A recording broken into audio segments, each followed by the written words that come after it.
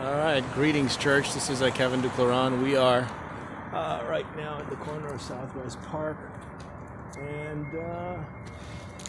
hold on a second here. I'm crossing the street. I'm leaving First Christian Church in Southwest Jefferson.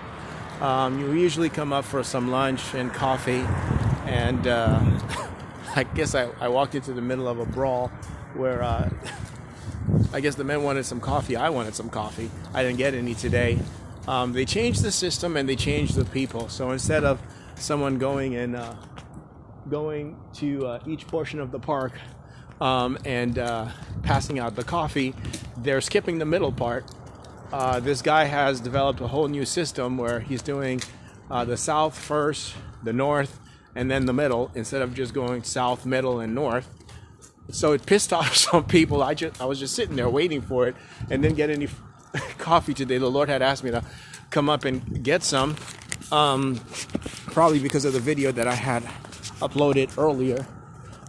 We're just passing right now the historical museum. We went in there the other day, and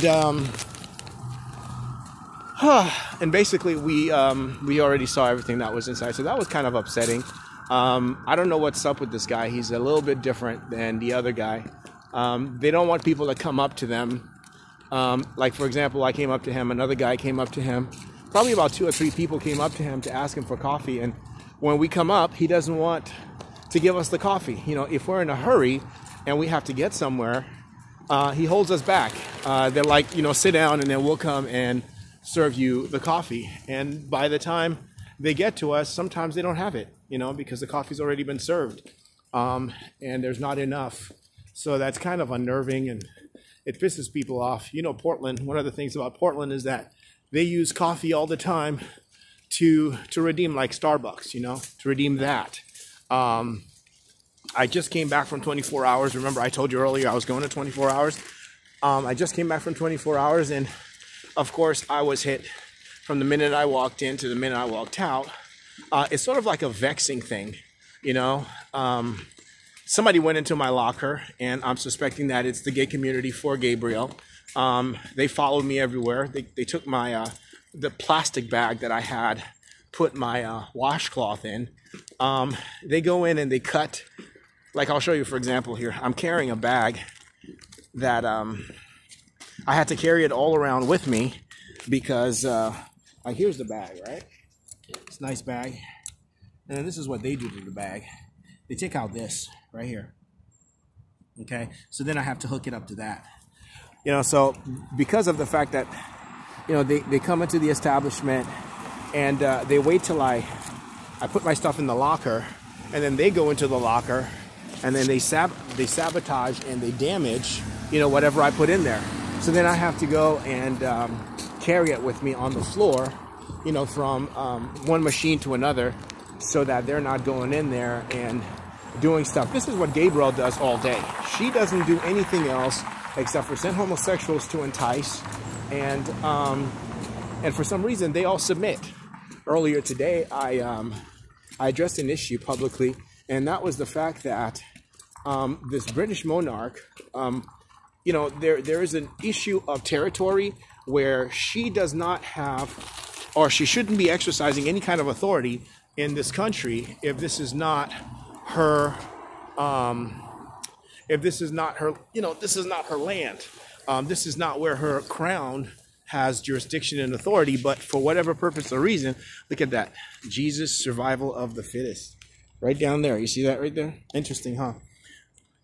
He's eaten up Darwinism. But anyway, this isn't going to be a long video, but you know, and what I tried to explain to them, and this was at St.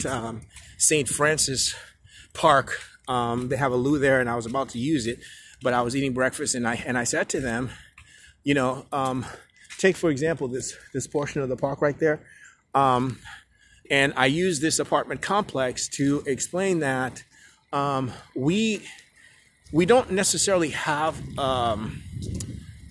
I'm not exactly sure how they're allowing her to exercise authority over this continent. You know what I'm saying? And the point that I'm making is that every crown and every leader has a boundary line. This woman doesn't seem to have a boundary line. And through the back and through the homosexuals and through the Klan, she has access and authority to do some damage to people's lives. This Gabrielle Franklin obviously was summoned to, she's from the sex community. She's not from the Klan community, so she obviously was from the sex community of Port-au-Prince, and she's been hiding in the background for over 30 years. Once I was removed out of Guy Franklin's household in White Plains, New York, this woman has been under the protection of the American government. And, the American government is two-faced. In the front, they'll tell you that, they're declaring independence every single year, 4th of July, from Britain. But then throughout the year, 365 days of the year, 364 days of the year, they're giving this woman access to African men's lives. I don't think, if I'm a foreigner, I didn't submit. So because I didn't submit, my question to them was, whether or not the government came and told them to come out. If this U.S. government went over there, or John MacArthur went over there and told her to come out, to come after me. So then the issue with me, which was subordination and submission, which didn't take, of course I'm going to say no to her, but then the issue is I didn't submit to the government, and I didn't submit to the whites in this continent, on the issue. So it's not just her issue, but it's also the American people's issue here. The police department is just pulling up right now, right there. So it's not just my issue with her, but it's also the issue overall with Africans in this country, that, there's still an obligation to slavery on this continent. It doesn't have to be direct. It could be indirect. And it doesn't have to be to the person directly. It could be through someone in the community that has their face.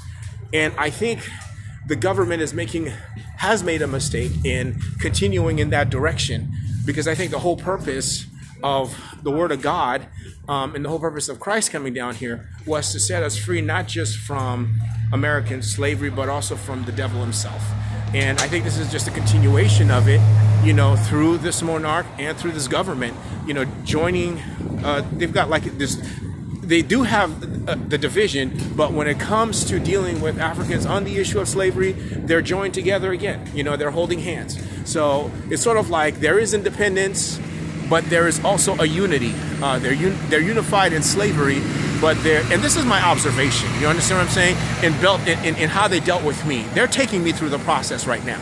The process is you submit to slavery or you go. That means you go back to Port-au-Prince, you go back to Africa, you go back to whatever African country you came from, because we're not going to take you in as an equal. We're not going to let you work. Look at the size of these towers here. You see these towers? Look at these towers. Look at the size of these towers.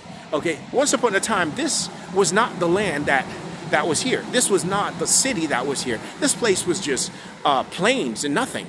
So, some major development has taken place. And in order for the major development to take place, there had to be a lot of erasing, erasing of the tribe that was once here, the mentality, the way they saw the world, the government that was here before the government that's here now.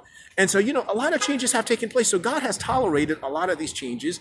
But one thing he does not tolerate is sin.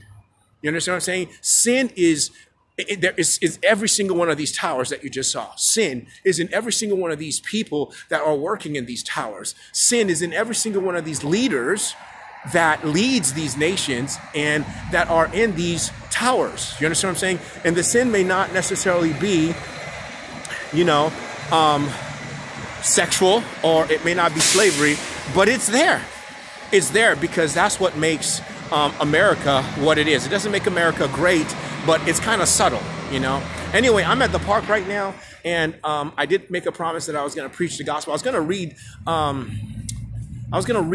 the Gospel of John, because the Lord had asked me to read the Gospel of John throughout the month of November, but then he changed his mind. And so instead of doing the Gospel of John, I think I'm going to go into dealing with 1 Corinthians, and then just take it from there. And let me go ahead and turn this off so that I can set up and then preach from 1 Corinthians. All right, see you in a few minutes.